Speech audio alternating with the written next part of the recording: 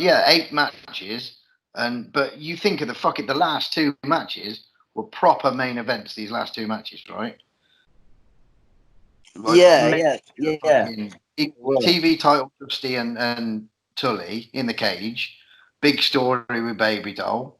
And the Russian against the American fucking is always going to get heat for the world title. You know, every fucking big NWA name that you can ever imagine on it beforehand. And it got some fucking D rating from some idiot that writes the fucking, writes these bollocks things. Any old road up. Great American Bash, 1985. First Great American Bash, I've said that. 27,000, I've said that. American Legion Stadium, I've said that. It was produced by Pro Wrestling Illustrated, the magazine, which they did 2 tapes, Pro Wrestling Illustrated did. I think the other one's Superstars and Super Bouts. And Bill Apter and Gordon host both of them.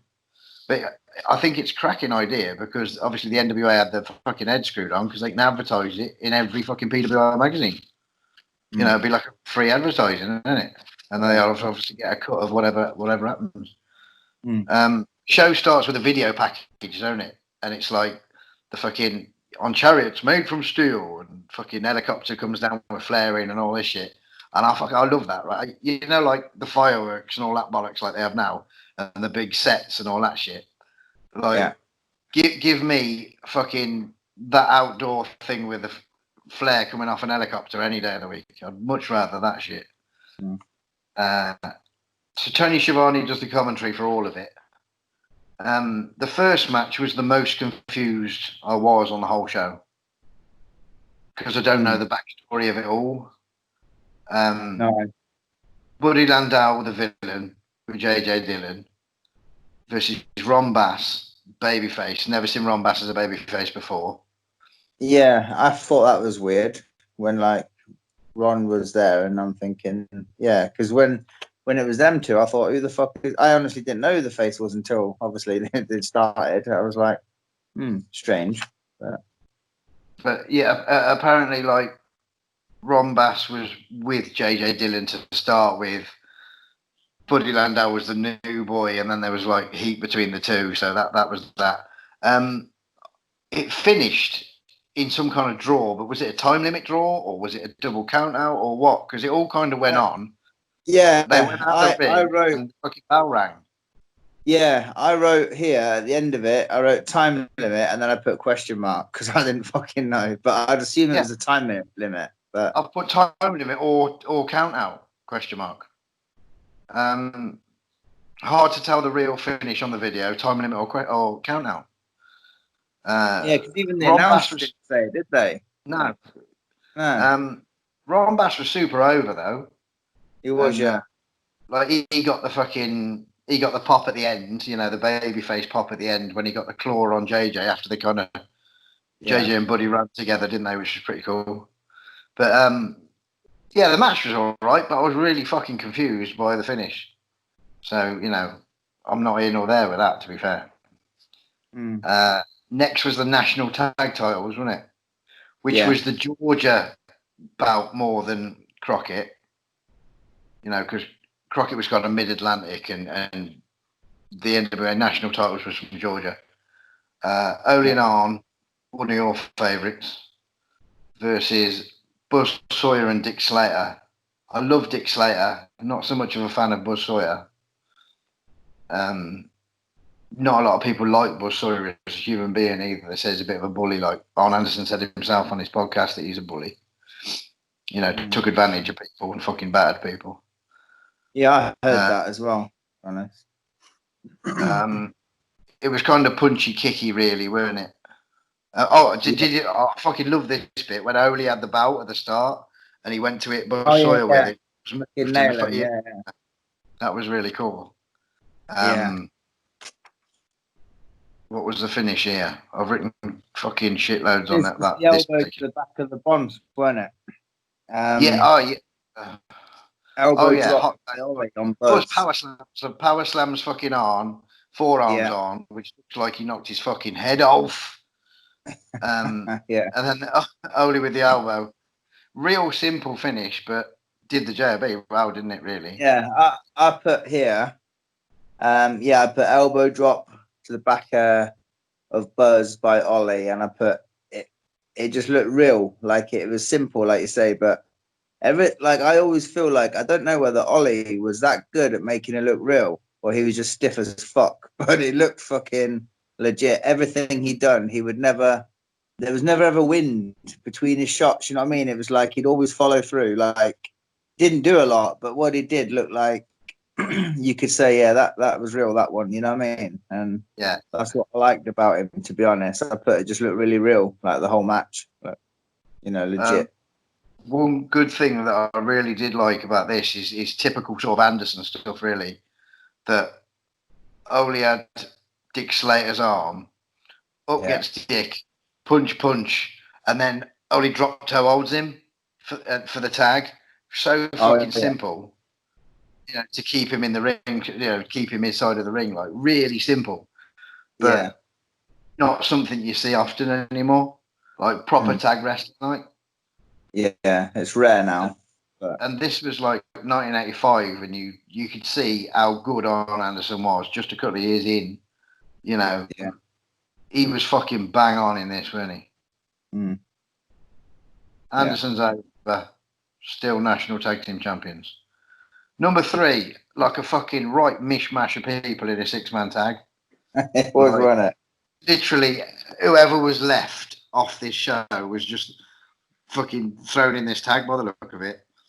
Abdullah the Butcher, the Barbarian, and Billy Graham dressed as a fucking ninja against Manny Fernandez, Avalanche Buzz Tyler, who I know very little about, and Sam Houston. Yeah. Buzz Tyler is not a new name to me because I've seen him on bits of NWA, but I don't know anything about the man. I don't think I'd ever heard of him, to be honest. I'm trying to rack my brains thinking where do I know him from, but I can't think. I've only really seen him in squash matches where he's been over in the NWA, like Mid-Atlantic shows, TV shows. Right, okay. Barbarian starts and kind of gets popped by everybody. Houston takes a right fucking beating in this, don't he? I literally, after the first thing I've got about this match is Sam takes a shit kicking. That's basically what I've put. Absolutely. He takes 2 got hammered massive bumps on the back of his fucking Elgin from a Abdullah the Butcher tackle. Like he fucking spins himself inside out and there's a fucking I've seen something on YouTube against the Andersons where Sam Houston takes a fucking, I don't know if I ever showed you, he takes a shoulder tackle from I think Arn, and he literally does a fucking backflip from the shoulder tackle. And I'm thinking he tried to fucking do that in this match, and he didn't go all the way over and fucking landed right on his bonds. That's what I reckon happened. But he's landed on it a couple of times, didn't he? I suppose Abby's taking up a lot of space, isn't he? So he can't do the full flip. Yeah. I don't think Sam Houston has enough recognition for how good he fucking was, really. I really enjoy him. Like his matches in the WWF. Him and Danny Davis and him and Mike Sharp and him and Barry and stuff are really fucking good matches. Like, especially the ones on the house shows. The house shows that we watch are far better than the TV ones. This is the only Abdullah the Butcher match I've ever seen without a fork. Yeah, probably accurate, to be honest. But, I can't remember any others offhand. The finish shocked me. Sam Houston going over fucking Billy Graham. I put the exact same. I put Sam shockingly pinned Graham. Yeah, it shocked me as well. A crossbody at first, but it was a small package that did the JB. Billy Graham, that's Billy Graham, former world champion of the WWF, now doing the JB to Sam Houston, but that was all right. It was primarily Sam Houston getting the shit kicked out of him, but put him over real well at the end. Number 4. First off, there was like a highlight package of Paul Jones attacking Jimmy Valiant with the Barbarian, which led to this dog collar chain match gimmick. Mm-hmm. Paul Jones, the manager, number one. Before there was this number one, there was Paul Jones, and in between was George South. Abdullah the Butcher was with Paul Jones. Paul Jones tries to put the fucking chain round Abby's neck. Buzz Tyler, who's with Jimmy Valiant, fucking gets it on Jones, and away we go. Before long, because it's a highlight video, like a fucking highlight show rather than the full show, we're pretty much into the heat and blood pissing out of Jimmy Valiant. And now we've got the fork. So earlier I said about no Abdullah the Butcher with no fork. There was no fork because he was saving it for this bad boy. Yeah, but how fucking young is Earl Hebner? I even forgot he was there at the time till they announced him. I always forget, Yeah, he was like 11. They show some right funny bits, like serious fucking brutal attacking, and bleeding, and then the funny bits like Jimmy Valiant pulling the chain into Paul Jones's bollocks, pulling Jones's head into the post outside the ring, and little boogie woogie dance that Jimmy does. Jimmy with a sleeper. Abby comes in. Jones clocks Abby by mistake. Elbow, win. Easy as that. And then we got some more fork action. You're never gonna get a fucking 18-star Meltzer Classic out of Jimmy Valiant, but it's always gonna be fucking entertaining. That's what he's done, isn't it? That's what he was about. Entertainment. And Paul Jones was never the greatest wrestler or the greatest manager for that matter, but he was fucking over. He knew how to be a villain.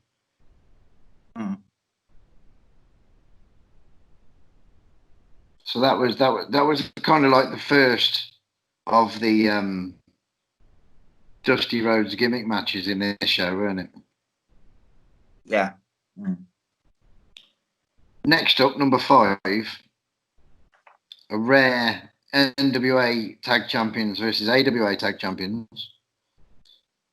Ivan Koloff and Nikita, the NWA champions, against the AWA Tag Champions, the Road Warriors, with Paul Ellering. It was Ivan and Crusher, wasn't it? Ivan and Crusher, sorry. Yeah. I fucking love them NWA tag belts. Them gold ones with the eagle in. I've not written a lot for this other than say again. A lot of the belts were fucking nice round about that time. I've not written a lot here other than Ivan takes some fucking big bumps and he had no choice but to do it.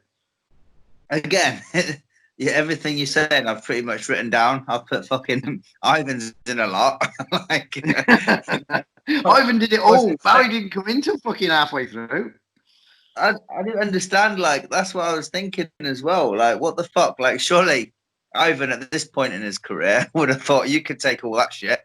Get me in at the end. Fucking Orc and Animal nah, lad, it's all you. We're taking this shit. There was a tiny bit of heat from the Russians eventually once fucking Barry started to join in. A double line from Animal. Oh, this was fucking funny, right? This made me laugh. Tony Schiavone doing the commentary, right? So they do the double down with the line Animal and Barry do the fucking a line each, and Tony Schiavone's like a clothesline from Animal and a Russian sickle from Crusher Khrushchev. It's the same fucking thing. They've just walked into each other with an arm, right? But because one of them is Russian, it can't be a clothesline. Not fucking possible. Hot tag to Orc, who comes in like a fucking windmill. I think LOD looked shit here, to be honest. Animal looked better than Hawk. Hawk looked fucking green, like he didn't really know what the fuck he was doing, but that could have just been me.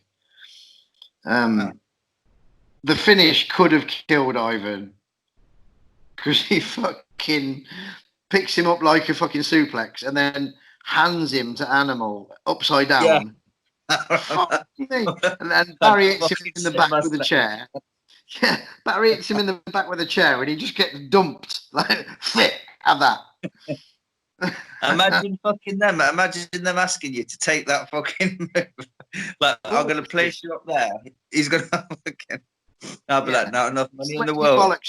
It might be slippy, like, but like all you got to do is stand there upside down.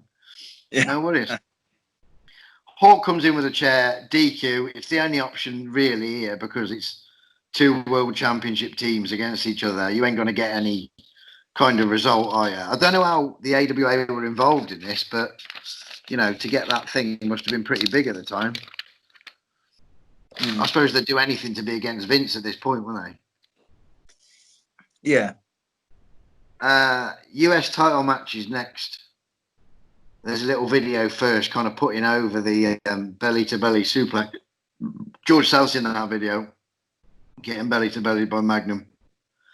So it's Magnum TA, the US champion, against Kamala with Skandar Akbar. I love Skandar Akbar.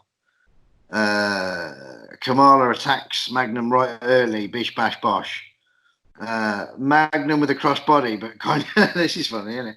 The crossbody that Magnum does on Kamala, and it just kind of topples Kamala, but Magnum falls off at the same time. It's like he just kind of knocked him out rather than went down with him.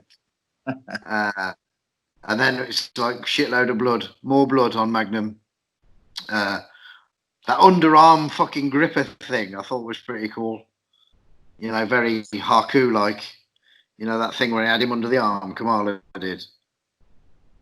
Oh, yeah. Yeah. A couple of splashes. Magnum fires up. 3 drop kicks. Akbar comes in, DQ. So the second DQ in a row. Oh, and then Magnum slams him and gets the belly to belly in the end, which hence the reason they put it over in the little video first, I suppose. Yeah. I actually thought this was probably, like, out of the matches, probably one of the weaker ones. One of the ones I probably enjoyed the least, I think. I mean, it wasn't bad by any stretch. It was just a bit, you know, it was all right, I thought. But, you know, I just don't think it compared to the others, you know.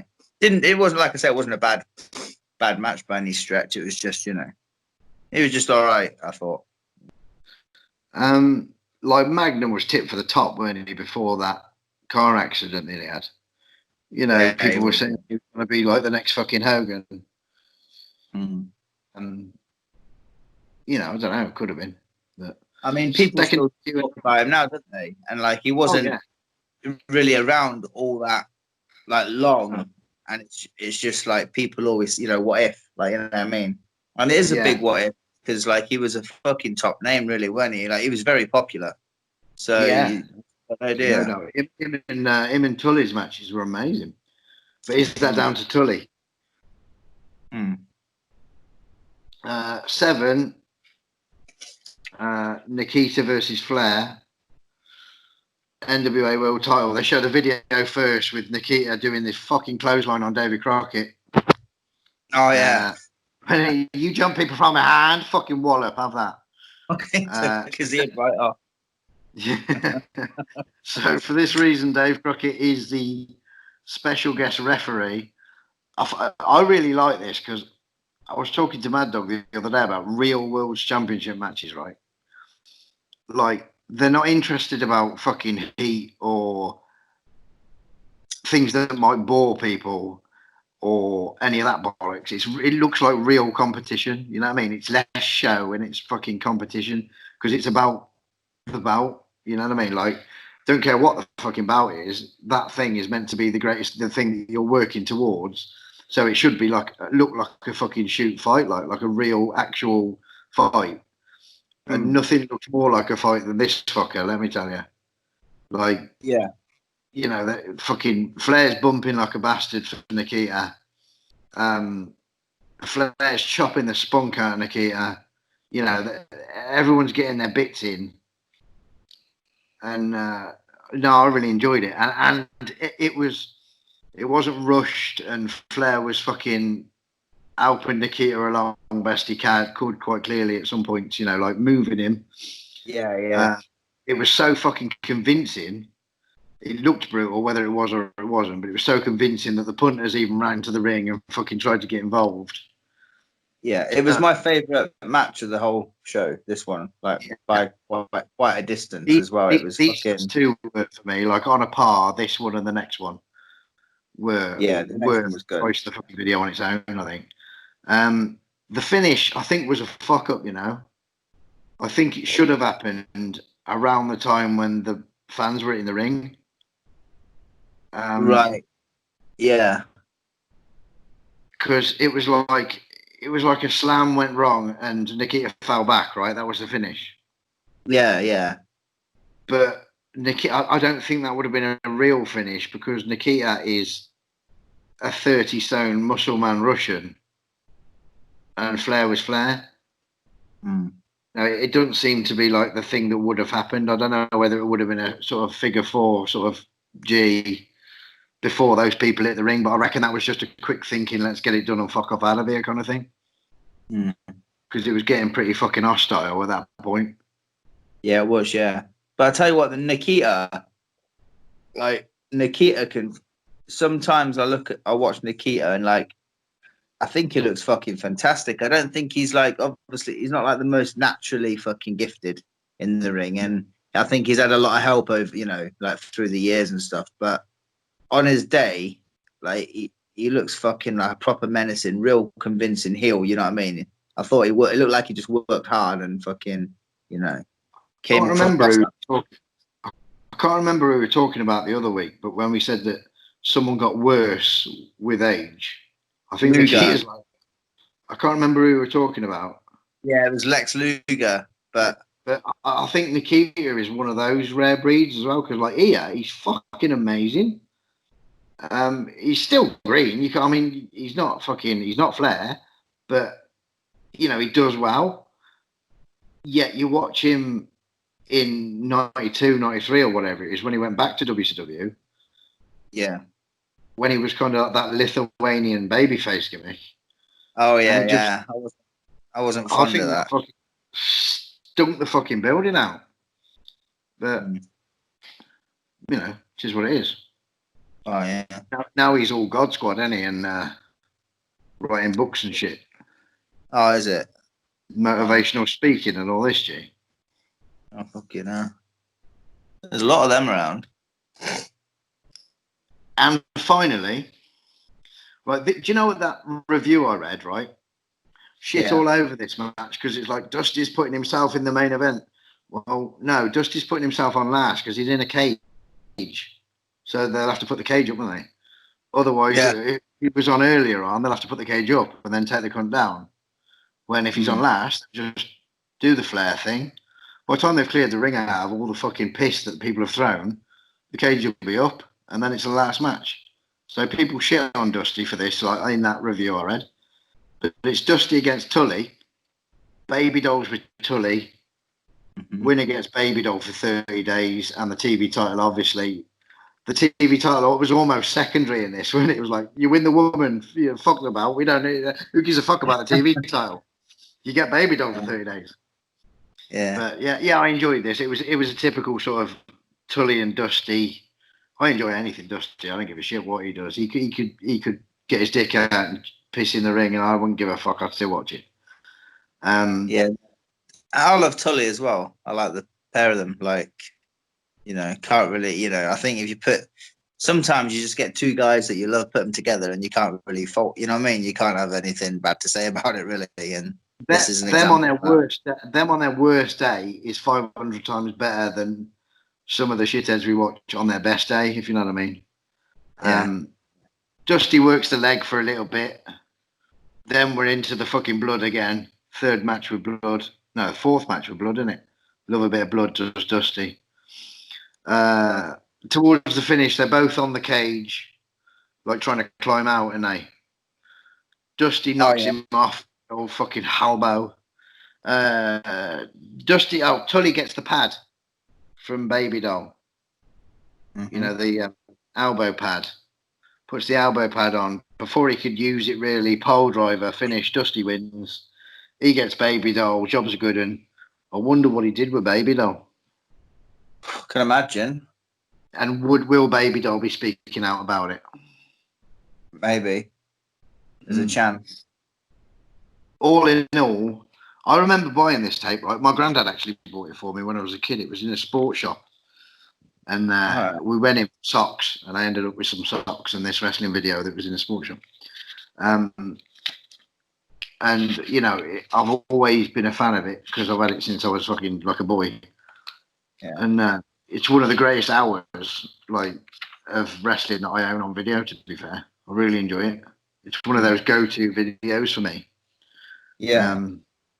You know, it's just long enough to watch. You know, keeps your attention, and I really like it. And as a kid watching it, then it opened my eyes to new wrestling because there's a lot of people on this show when I was watching it when I was young that I'd never heard of, and probably other than Buzz Tyler, you know, I've grown to know a lot more about. Yeah.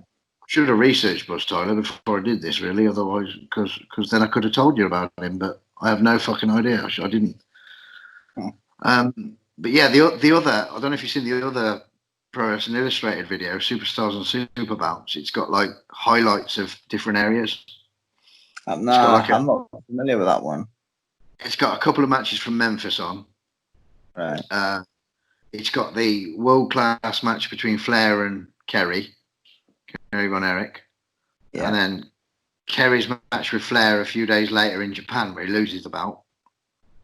A couple of other world-class matches. Junkyard Dog and Missing Link. You know, it's got, you know, 3 or 4 different territories on it. Hosted by and Bill Apter. Mm-hmm. Yeah, very enjoyable. Cool. So this dude rated a D for Great American Bash 1985. I'm going to give it a quite happy B myself. I'd fucking watch this over a lot of other shit, let me tell you. Yeah, a lot of other shit that they'll probably give a fucking A to or something, you know. Oh yeah, they'll fucking spunk over it, but no, this it's got everything in it as well. It's got various styles and various shapes and sizes, and you know, if you know the backstory, it'll be even better. You know, if we were watching the TV from the few weeks before and we understood what was going on between fucking Dusty and Baby Doll and all that shit, and you know, we saw Dave Crockett get fucking clotheslined, but do we know why Nikita was so pissed off with Dave Crockett? You know, that kind of shit. Yeah. Better, wouldn't it? You know. Yeah. So that is Great American Bash 2005, 1985, rather. The very first one. Yeah. Friday is the State Patrol. Love them. It is. I can't honestly say I've ever fucking watched one of their matches. I'll be honest. So it'll be an interesting experience, shall we say? There's some good ones on the YouTube. Really good ones. I'm looking forward to it. I'll watch them tomorrow. Monday is Honky Tonk Man. Yeah. And then Wednesday next is Power Pro Wrestling Rumble on the River from 1998 from Memphis, which happened on 4th of July in 1998. All right. From Randy Hales' promotion. Fabulous. And then, what is it then? Where does that take us? Oh, week today. Yeah, sound. Yeah. State Patrol, Rumble on the River, Honky Tonk Man. It's all happening. Yeah. It's all good. Let's watch some Honky Tonk Man, and we'll speak to you soon. Cool. It's been emotional. It has. It's been an experience. See you later.